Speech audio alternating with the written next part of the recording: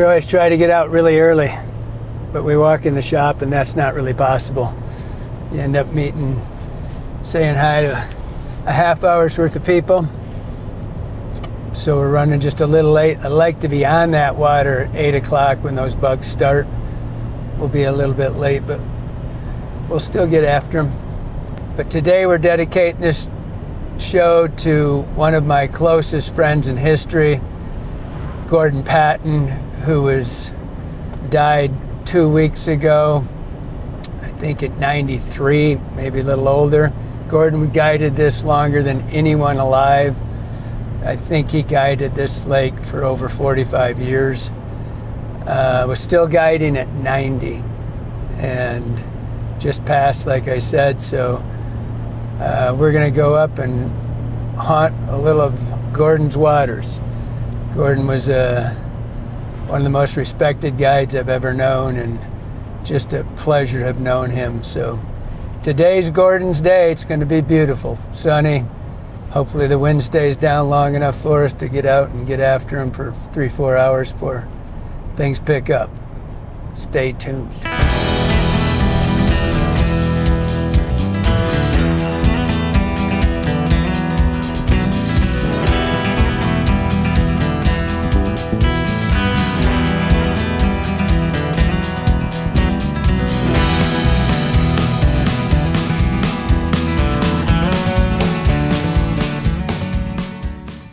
What I wanted to do today was, I'm up on Hebgen Lake. We're fishing calabatus. We're gonna be stripping 2 flies. I got a calabatus on the back, and generally I'm a dropper loop on the upper one, 2 foot or so above. And usually on the upper one, just because it's fun for me, I swap out flies to see what they will or what they won't eat. And so that's my random kind of whatever, just searching. But I'm pretty sure what's going to happen, they're going to come up. As you can see, not a lot of bugs on the water, and we should have been here at 8, and then we could have started. I like to start there at 8 o'clock, and I've got a type 3 sinking line on, and I'm going to start down there, and as it progresses and the bugs come up, I'm going to swap to a tip, and I'll run a mini tip. If all works well and it keeps going and we don't get winded out, that's your biggest concern up here, is that the wind doesn't push us off. But the calabatus will keep coming. We'll start them on nymphs. It will follow them up. We'll switch to a tip so we're not having to go so deep. We're only in about 10 foot of water as it is. And then as the day goes on, hopefully we can get on the gulpers. There's already a fish randomly throwing a head up here and there. This is what fly fishing is supposed to be. You're going to start on the bottom and you're going to follow these flies up. That's what happens every day in a river and a lake. I don't care. It's always the same. They start on the bottom and they migrate towards the surface. And so there's very few bugs right now. When this gets really going, it can be a bug every 6-8 inches on the surface. It's a little bit's random luck at first, where you go and you're hoping they're at a certain depth, right? And I'm counting right now. I'm on a 3 count, 4, 5, 6, 7, and I watch the line. When I see it starting, there's a fish. Oh, that took all day. I guess it's working. So they're on a 5 count, ladies and gentlemen. So the bugs are at, whoops, he's unbuttoned. That means that it doesn't mean it, you never know. It could have been dumb luck right there. But yesterday when I was up here, I went 11 eats in a row before I actually got one to stay buttoned. It was a kiss of death getting a fish on the first cast. Oh, wowza. Wowza. Holy, you should have seen that thing. He was 2 rod lengths away. Did you see him roll or what? No, he's right on the bottom. He was a big one. They always look bigger when they spin around though. Just don't step on your line, stupid. Wow, dude, we're getting our ass kicked. This is ugly. Well, this is one of the more scientific fish we've caught. We're getting our butts kicked. So I put on the bobber with a real techie bug, a 16 Prince nymph, and a, not even sure what else is, oh, and a midge. So this is how you make it happen. You haven't done anything in an hour, so you eat lunch and you throw your line over and then you watch your rod go sliding down the boat. Which I almost lost my glasses when we did that.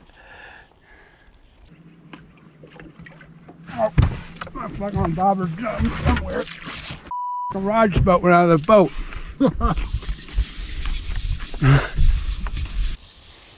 Little guy. On the net? No, I don't think so. Just a little rainbow. Here, little feller. And of course, you ate the Prince nymph. Come here, little buddy. Haven't had an eat in an hour. So we decide to, where'd that stomach bump go? So we decide to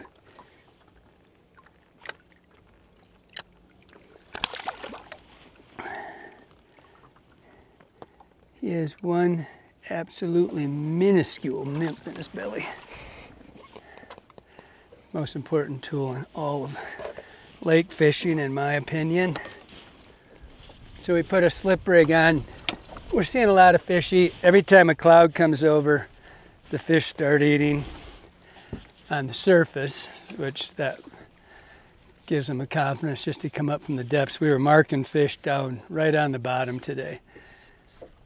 But every fish we're seeing, our very first cast, on the drop, one eats the nymph. And then we've been fishing top to bottom for an hour at least, not an eat. And so we decided to eat lunch, and I threw the bobber out so we could eat lunch and catch a fish. I was fishing here once with this lady who was fishing across from me in a float tube. And she's absolutely hammering the fish. And I finally couldn't take it anymore. And I said, and I know her, and I said, what are you doing besides kicking our ass? She said, I have the magic flies on. I said, so she paddles over in her little float tube and throws them at us, and it's a pair of a 14 and a 16 beadhead Prince nymph. And ever since then, when I'm in trouble, I put on a beadhead Prince nymph. That one, Braden and I were talking, and my rod goes sliding sideways. I go jumping for it so it doesn't. Again, you just went under. Did it? Yeah.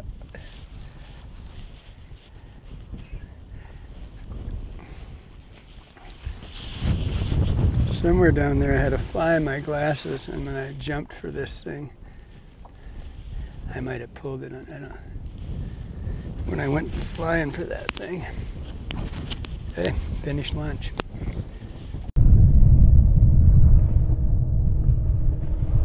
All of a sudden, got him. You got him. Guess we know what to do now. I just pulled the shit out of that camera off the deck. Go below us. All right, well, that's another lunch fish on the blind bobber. Got my sandwich. Round one. Thanks, bud. Good job, camera guy. Rock and roll.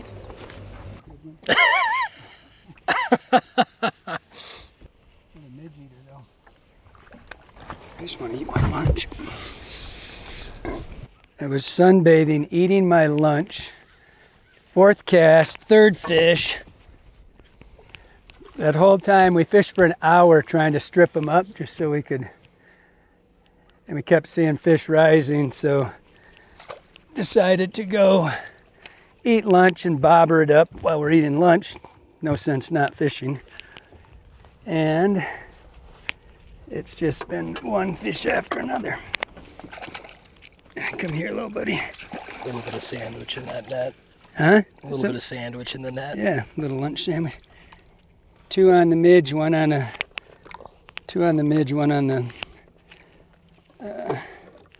Sure. Pumping. On the print stem. Trying to get 20 minutes worth of sun. We haven't finished our lunch. We haven't done, every time we throw out, we get another eat. So it's pretty simple lesson. They were above us the whole time. We were seeing them eat dries and we kept, but it's so random. It's not like they got on a rhythm gulping. They're just random. So I simply rigged up 2-fly rig here, 3 feet apart. I got because I thought they'd be up kind of high if they were. I was thinking they might even be like a foot under the water. So I'm 3 feet from this fly and about 2.5, 3 feet to the next one. And they're just randomly searching right now. The bugs never really came off this morning. We'd see them and then they'd be gone. See them and they'd be gone. Every time these clouds come over, we'd see fish eating the surface. And so there were enough bugs to get them up, but not to get a rhythm. So basically, we just switched over to this. We were gonna do it out deep because we could see on the graph, we saw some up high. We were gonna do it out there and then we got so many fish on top. We decided to go chase those. Then the sun came out, they're done. And so now we're just trying to eat lunch and watch this bobber. As you can see, in that last net, there was half of my sandwich in the net. We won't show you what I was doing when I got the fish that ate, the last one. I may have been doing something out the front of the boat. Luckily, I didn't fall in.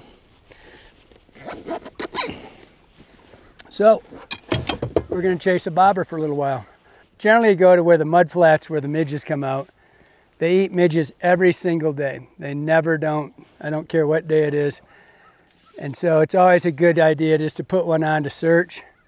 This is the new system. You grab your sandwich, you set this down, you grab your sandwich, you put your horseradish on it, and you wait for Braden to say, he's on. Put that there, you salt your carrots. Good, not enough salt in the world. You look up and you see if your bobber's down.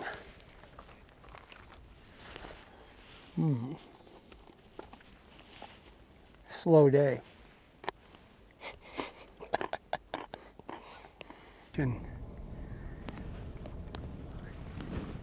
I call it nervous bobber.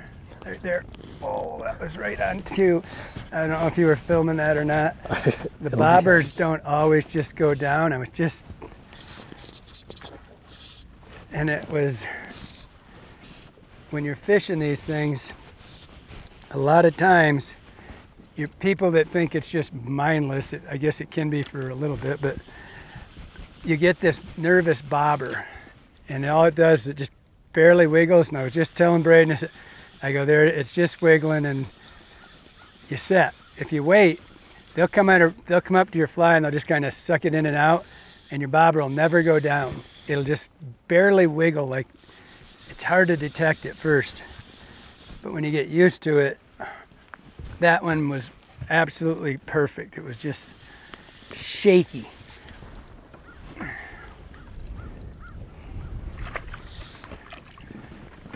Think anybody will see my boat and say, hey, you need new seats? Hey, Bass Pro, I need new seats. This boat's, I don't know how old this boat is, 15 years I think. It's been great.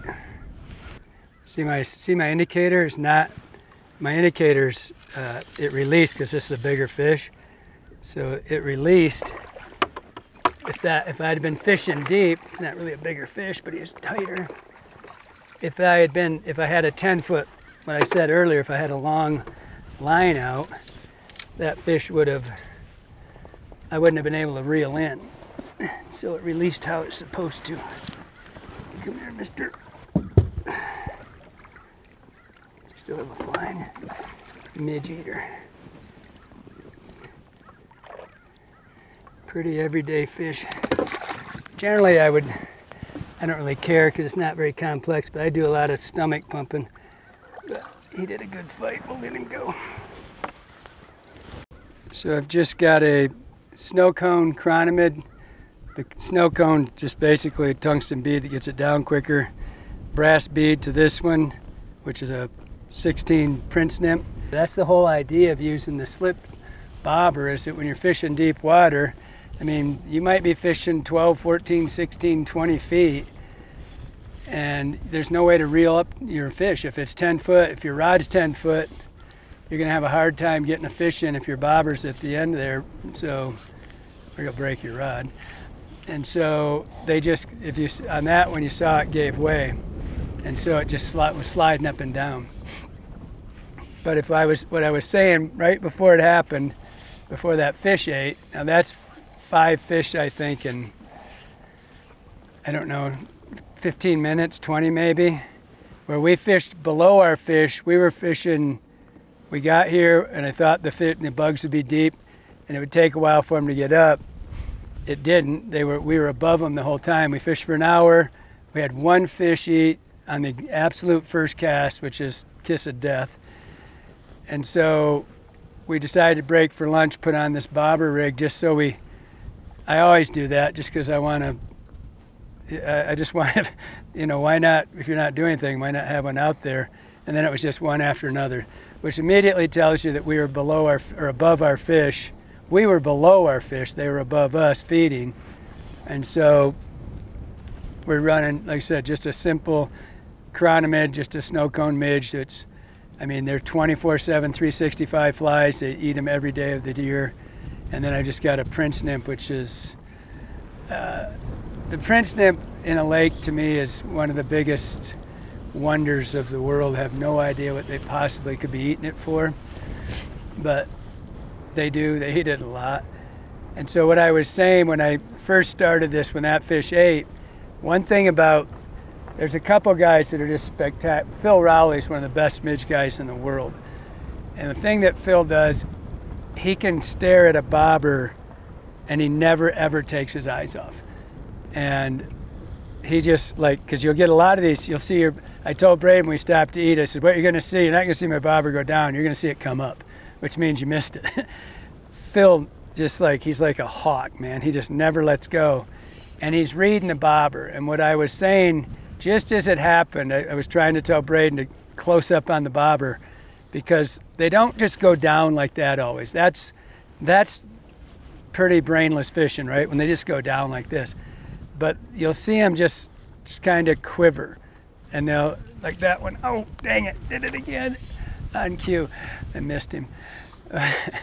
That one, it quivered like this and it kind of just moved sideways barely. But first it just kind of goes like this. And that's what I was saying about Phil. He'll stare at those things and he can tell if it's the wind or if it's just a little tiny, tiny wiggle. And what they're doing is they're taking the fly in. They're not eating it on their way by. I think they come up and suck it in and let it go. And that's what gives you your nervous bobber. Because on this, there's a lot of movement. It's kind of hard to see it. And so, but if you get on a flat where it's just totally dead calm, you'll see it just barely, barely move. You better hit it right then because you've got it. When I was just saying that and it happened, I saw it starting to wiggle and then it was too late. It was just, he let go already. So it got pretty windy over there on the other side. And our intent here was to not shoot a bobber show today, although I do a lot of fishing bobbers. It's just part of lake fishing. And so I wanted to come over here. It was getting windy. It's kind of blowing us off into the shoreline. I was coming over here. I was going to fish this point right here, but I see a guy down there. So I locked up on this one first, see what he was doing. And so we're running it's a pretty hard break. It runs from 12 foot kind of sharp off on this edge, especially off this point here. I'm gonna get down there. I'm gonna run, now there's no calabatus to be seen, which is the mayfly of choice for most lakes. And it's past that anyway, the emergence and all that right now. So I've got on a double midge system. I'm gonna going to work this point out right here. We're just going to kind of go and hit on anchor. We're going to try to stay in that 10-12 zone. I've got my rig set at a 10 foot. I switched to my normal. Oh, there he is. Oh, he didn't like that, did he? I've got my normal system on that I would normally be fishing instead of, when we were on the other side, we had a dry fly rig on that I just quick rigged with a slip bobber. This is a slip bobber too, but I'm going to show you it's a little bit different kind. Come on. There you go. Stay down there. So what I was saying before he interrupted the party is that I switched to a regular, just a full-on nymph system. So just a little brownie. Those are mostly barbless flies if I forget now and then, but I don't mind losing the fish, but I hate fighting getting them off the hook. So this system, this is a braid system. A buddy of mine, George in Colorado, he designed this system with this new slip bobber, which I think is probably the best one on the market. And this one, it's pretty much permanent. I used the same indicator all last year, or 2 years ago, the first year it came out. And so it's the same premise, except for this one's got this rubber, or it's not rubber, it's some sort of plastic, but little tubing, this plastic tubing, and you just do the same thing. This part that I'm threading it on is hard plastic into the tube, and then you put that in there. The further up you push that, the harder that is to pull out. But when it's set right, and you got to get used to it, it actually didn't release on that last fish because that fish was pretty small, and I had it set pretty tight in there. I could have pulled it really hard and it would have, but I just want you to see what happens. So down here it's all good, right? When the fish pulls, it pulls that loose and it slides down to your, so you're not fighting it trying to get it into the rod tip with your indicator. So it's just a different system. I think it's the best system out there. Mostly, I don't think it works any better, but it definitely doesn't wear out as fast as the other one. And so what I do with these is, when I'm testing these, I took the tape off my boat. I had tape on these things, 3 foot, well, it was 5 foot, then I had up to 10, and I had little marks on here with just tape, because once that slips, now I have no way to know where my fly is, right? So I just used my rod tip, I just kind of guessed, and I'm at 10 foot. And I just used the rod because it's a 10-foot rod. It doesn't take you long at all to figure out how to do that. But if you're finding them in 10 foot, it's a good idea, or 8 or whatever it is. Like where we were a little while ago, we were in 12 foot of water, but we were fishing 6. And so now I'm on this break again, where it's actually breaking that way, but it's a pretty significant break. And so I'm throwing it out to hit that 12-foot zone, and the wind's pushing it kind of right alongside of it. We're gonna fight this for a little bit, and then we're gonna move down to that point there. And we may even anchor up on the shallow side of that one because the wind's kind of coming at us. We'll see how that wind does, but it's gonna change up. But basically I'm throwing it out and I'm just letting it sit there.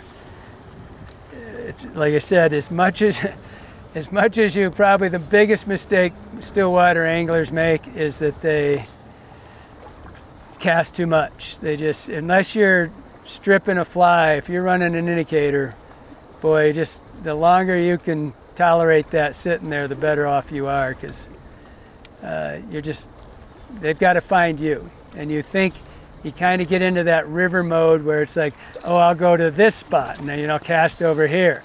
Well, you don't know if the fish was 2 foot from your fly at the time you did it or not. But like I said, the longer you can hold that indicator in the same spot, the better. Well, we started out, we were going to go do a stripping series on how to run nymphs and stuff. Didn't really pan out. We didn't get many bugs, so we switched over to bobber rigs and did pretty good on that. Wind picked up, blew us off, but all in all, pretty good day. Beautiful. It's 80-some degrees.